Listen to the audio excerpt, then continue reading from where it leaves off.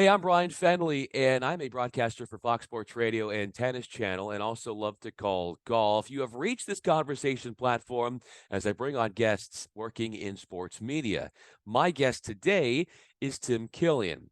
Used to work at Golf Channel and NBC Sports as producer with Morning Drive. Now he is executive producer at Growing Boulder. But all who are familiar with this platform know I am not here to just go chronologically ask questions about someone's career. Him as a father just became one. We're going to talk about that. We're going to talk about his upbringing, the relationship with his dad, everything around his life. That is what we do here. Get that whole side, the human side of those who work in sports media. Before we get started, don't forget to subscribe. Here is my chat with Tim. Well, his work doesn't stop with what he's doing at Growing Boulder. It's Tim Killian, executive producer at Growing Boulder, but he is a newfound father. He is someone who just welcomed in a son into the world. So we're going to have some fun telling his story here. Obviously has worked with the Golf Channel, former Golf Channel and NBC Sports producer, and now with Growing Boulder, broadcasting and media production for them. They do incredible work as well. And we're going to learn about the story of Tim Killian and go beyond just the career, learn about the father side of him as well on the Honest Something podcast. I'm Bryan Fenley with Tennis Channel, Fox Sports Radio, and also a golf broadcaster. And then there is, Tim, the Syracuse connection as well. You went to Syracuse. I'm excited to have you on. Thanks so much for being here. Absolutely. I've been watching your channel. I've seen a lot of my former colleagues on there. So I love what you do and happy to be on. It was only a matter of time until you got on yourself. Obviously, you have just welcomed in a newborn into the world. What is dad life, Tim Killian style, like? It's a great question. It's every cheesy thing that you could possibly hear from a dad. It's all true. It's been awesome. Yeah, my wife and I are so happy to have little Oliver with us. He's just over 2 months now. He's been sleeping great. He's been so much fun just to have and just to come home to every day. It just waking up, getting to spend the mornings with him and just holding him in our arms. It's been so surreal, so awesome, and we're just beyond happy. Of all the things that you could have foreseen in being a parent, what has come as a surprise to you so far? What has come as a surprise? It's a good question. The first thing that came off to my head is just the surprise of when he decides when he's gonna eat or go to the bathroom, or it doesn't matter what you're doing. You think you're cooking dinner, he's has other things in mind when he has to go to the bathroom or go to bed. But no, beyond just the little things, I think it's just how big of an impact he has on my wife and myself to just kind of stop in what we're doing, the mundane tasks that you normally get in such a rhythm with, that you just kind of find yourself stopping and we just sit and look at him. Wow. We just sit and you just sit there and look at him, and nothing else seems to matter, just how much he has the ability to kind of pull us out of our day-to-day life just by all he's doing is sitting there and smiling and laughing at us. How healing is that when you can step out of your own world and the grind that comes with working in media and having to deal with all that comes with that, and carving out that time and sitting in that stillness? It's honestly, it feels great. It's something that's become easier because of him. Maybe before he's here, I think all of us fall victim to being attached to our phones, being attached to TV, especially when we work in the industry. You're constantly staring at screens, and there's so much of that hustle and bustle and go, go, go. But, with him coming into our life, he almost makes us, step away from that stuff. And it all slows down when you're sitting there reading a book, reading a book for the fourth time that only has 8 pages in it, right? It's and all of a sudden you're forced to be pulled away from all that other stuff that kind of gets you in that kind of cyclical rhythm, and it's liberating. It feels great, sitting there playing with he's got this one little bee toy that just sits around and buzzes and just goes around on the ground, and just watching it through his eyes, even just at 2 months old, it's the best.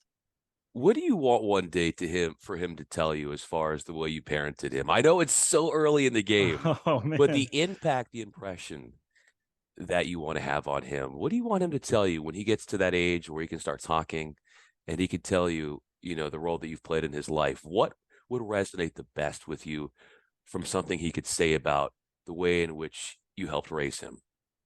I think it's a great question. I think the biggest thing that comes to mind is just that I hope that he felt he had the love and, acceptance always from me and my wife to explore whatever it is he liked. We're very passionate people. We have things we love. All parents have things they love, but I hope that he would look back and say, wow, I was just so lucky to have parents that let me kind of figure things out of what I like to do, and that they were so accepting of being along for that journey. Like, I'm a big basketball guy, but let's say he doesn't love basketball. Let's say he's into art or music or tennis or anything, that he says, wow, that was so cool. My dad was like, you know what? He's going to get in this hobby with me. He's going to spend this time with me and just give me the love and acceptance to do the things that he finds he's passionate about. How do you feel like, as your career has transitioned into what you're doing with Growing Bolder, that love and acceptance in what you're doing right now, in the stories that you're telling with your company, is key? It's critical.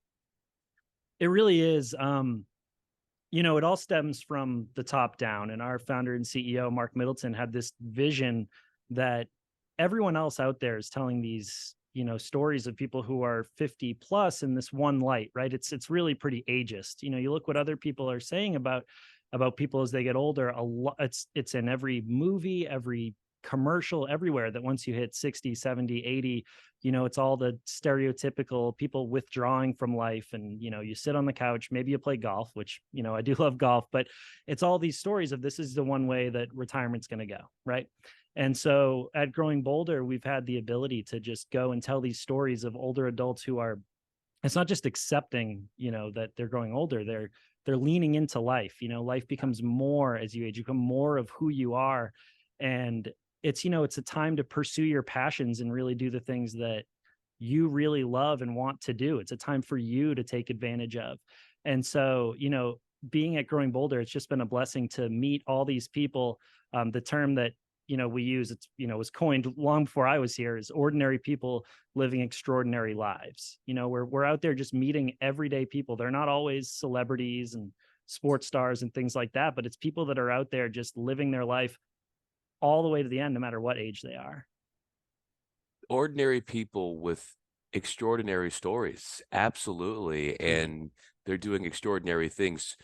What has been most extraordinary in what you've seen from those stories that have been told? There's so many that come to mind. The first one that I think of is we actually got the last interview with Bobby Bowden before he passed away, which was just enlightening. I think that so many sports stories, right, are told through the angle of the box score, right? Like, what'd you do on this play? What do you remember about this? And, what did this receiver do? And that's just not what our conversation was about at all. Our reporter on the story was Bill Schaefer, and he did a great job of just sitting down with Bobby and extracting wisdom about life. We actually put it together in a larger show that we called Playbook for Life, was the title of the episode of Growing Bolder. And it was all more about what are the little pieces of wisdom that can apply to all of us from what you've learned from coaching all these kids and winning all these games. It wasn't about plays. It was more about wisdom. And one thing that Bobby said that a lot of other people will say is, he said, live every day as if it's your last. And he said, quit worrying about the future. Don't worry about where you're going to be in 5 years. What's my career going to look like in 10, or where I'm going to be? He said, just live for today. And it was really special that we got that interview before he passed only months later. What were the responses that you got from people seeing that interview? It was powerful.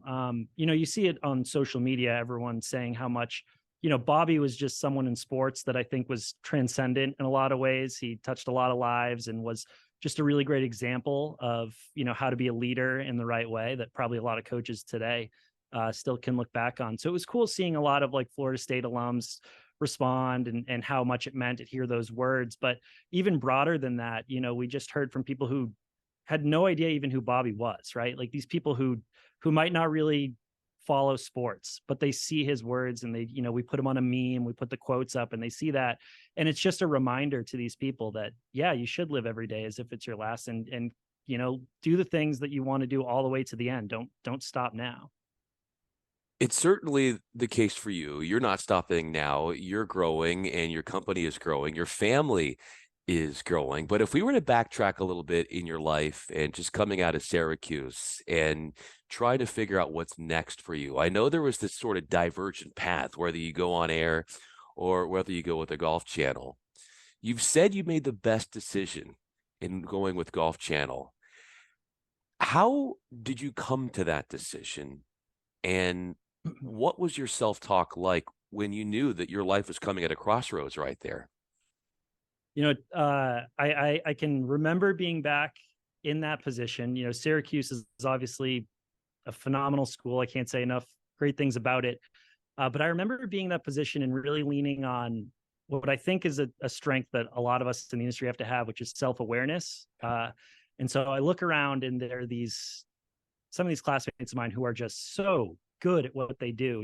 These Marissa DiCandido, Bill Spalding, who's now, working in the NHL, these people who I was in class with that I would see my work on air and I would say, I really enjoy this and I think I'm pretty good at it. But they're just some other people you look at and they're just blessed with, golden set of pipes. You hear their voice, you're like, wow, that person needs to be on air. Or they just have the look, they're just comfortable in that position. And so I kind of would look around me and look at the stuff I did and said, I like this. I'm pretty good, but I know I'm good at producing. I know this is a strength of mine. I would look at the shows that I produced. I knew that I was calm in the chair and calm in the chaos. And so when I was kind of considering those two opportunities, the one was a local on-air sports reporter job that I'm sure I would have worked very hard at and really enjoy. But I think I just knew that I was maybe a little bit stronger at producing, that I probably would have a little bit better chance that way. And I think the other thing that, to be quite honest about, was location too. The on-air job was going to be in Erie, Pennsylvania, which I did a quick Google search. I've never been to Erie, but I saw people calling it dreary Erie. And the other job was in Orlando, Florida, which, palm trees and sunny skies. And so it just felt like a good fit at the time to get into production. And once I got in, I knew, I was like, I love this. This is what I want to do. I love production. I've never looked back. I never had a second thought in my head, like, wow, I wish I went on air, because I just knew this was a good path for me. And once you got into Golf Channel, you rose the ranks pretty quickly. What do you attribute that to?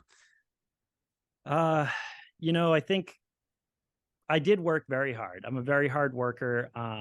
I think that I did my best to kind of soak in the knowledge from people above me and did my best to shadow all the positions around me so that I was always ready to fill in whenever there was an opportunity.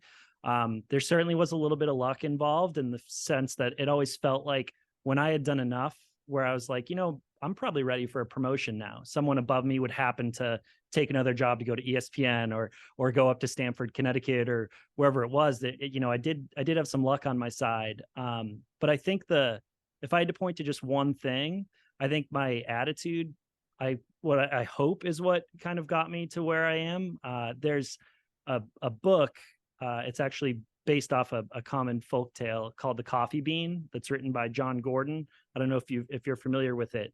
But our old coordinating producer, Kevin Schultz, we had John Gordon come in and talk to everyone. And it's something that Kevin Schultz kind of leaned on, was be a coffee bean. And so what basically the story is about is, if you picture everything around you in the media industry when you're working in production as this kind of boiling pot of water, all this, all the things that could go wrong are the boiling pot of water. You can react to it in three ways. The first is you react like a carrot, which is when you're dropped in the boiling pot of water, you just kind of shrivel up and soften, right? The second is you react like an egg.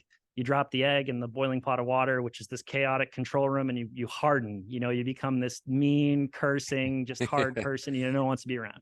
And the third is you react like a coffee bean. You drop a coffee in the boiling pot of water, your coffee bean, it makes coffee. It transforms the pot. And so it really comes down to just being a positive, like with an infectious attitude, just showing up to work with a smile every day, even if it's at midnight, which is when I would start my shifts, like coming in, other people feed off that. If you come in negative, I always felt that spread so quickly. But if you come in happy to do what you're doing, just talking people, learning everyone's name around you, just the positive things like that. I tried to take that into my attitude, and I like to think that's what got me to where I am today. But it really does stem back to lessons like that I got with my time at Golf Channel. When you were at Golf Channel and you got to work on Morning Drive, I'm assuming that was the reason why, because of how early the show was, that you had to get in the night before. Yeah. Your mentality in how you were able to put your fingerprints on the show, you're able to inject what you thought was the thing to do. What did that look like? You know, we had a phenomenal team on Morning Drive. It really was, it's different than a lot of other things I saw in the building. Even we just had, I mentioned Kevin Schultz earlier, a former boss of mine, also a colleague, Aaron Bearden, Chad Bates, John Burkett. We had a great team, and it was really a supportive group. When you asked about putting your fingerprints on, if you wanted to throw something out there and try something weird, everyone was like, yeah, let's do it. There was no fear to be different, right? Different was a good thing. It was, hey, we're gonna stand out.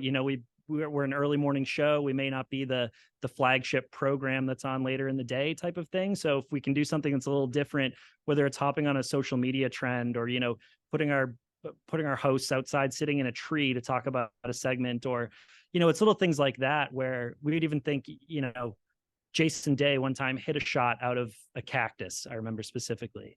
And so right away we're like, let's get some cactuses in here. We put the cactuses in the simulator and make our analysts hit out of the cactuses, or cacti, I should say. It's little things like that I think we just had such a welcoming team that, yeah, I always felt freedom to find something, transform it into golf, whatever the social media trend was or whatever was going on in the news. There was always a way we could kind of frame it into our show. And I always felt like I had the freedom to do that. How many different times do you take the golf club yourself to the Cactus? That's a great question. To the cactus that time, I think I may have only tried once, one time, and I don't think it went very well. As many years as I worked at Golf Channel, I didn't get good enough at the game to hit it out of the cacti. But how did working at Golf Channel, just being in that building, being around like-minded golf-loving people, how did that make you, just being in their presence, a better golfer? A lot of it comes down to just understanding the game and thinking through it. Rory McIlroy has a famous quote. He said something to the effect of, if I could be a caddy for just every, average 10 handicap or 20 handicap or whatever it is, he's like, I could shave at minimum 8 strokes off their game without touching, just by walking with them and talking to them. I was fortunate enough to listen to a lot of pros come in, give a lot of tips, playing around people who are a lot better than me. You just start to learn little things, that help you with the game when you're thinking through. It's anytime you can use the putter, use the putter. I'm not that great at chipping, so let's just get it on the green. Just, it's like little things like that where I don't pretend to be a great golfer. I'm okay. I've shot rounds in the lower 80s, but I don't know if I'll ever break 80. That's like an ever going quest of mine. But I think it's just kind of soaking in that all around knowledge of situational awareness. Don't pull driver on every hole. Use the putter as much as you can. Bogey sometimes is a good score. Just little things like that I never used to think of the game that way when I was younger. You're a good game manager. You don't make the mistake worse. I just see you like on some of those in England, the link style courses, you taking a putter from like 100 yards out. Like it just the undulations of the fairway that leads on to and feeds onto the green. I could just see you doing that and that working out really well. If you were to take sort of your most memorable rounds with people that you had great experiences with on the golf course, where are you going to take me? Immediately 2017, I was sent over to Scotland to cover the Open at Carnoustie. Pretty sure it's 2017. It's the year Tiger almost won. He came up just short to Francesco Molinari, if my memory serves me right. And so after working the whole week over in Scotland for Golf Channel and NBC, my dad actually flew over, came over with me. We ended up we took a little trip around. We played probably 3 or 4 courses, highlighted by a round at Kingsbarns, which was just incredible. And just getting to have that time with my dad and just, it's the two of us and getting to just explore. And neither of us are all that great at golf, but it was more just the time out in the fresh air. You're on the ocean and Scotland, that, like what could go wrong? And it was really fun. I played one of the better rounds of my life too that day, and getting to just see some moments where I would have some good shots where my dad is more excited for me than I am for myself. Like those are the things I'm going to remember for the rest of my life. And if you remember your upbringing, what was your relationship with your dad like? It's a good question. He's always been like my biggest supporter. My dad and my mom have both been awesome in that light. He was always the guy that would always tell me I could do anything. You know, if I said I wanted to go to Syracuse, and if someone were to follow up and say, "Oh, well, that's a hard school to get into," or "Have you considered that?" He's always the first person to kind of help connect the dots and say, "How can we make this happen?"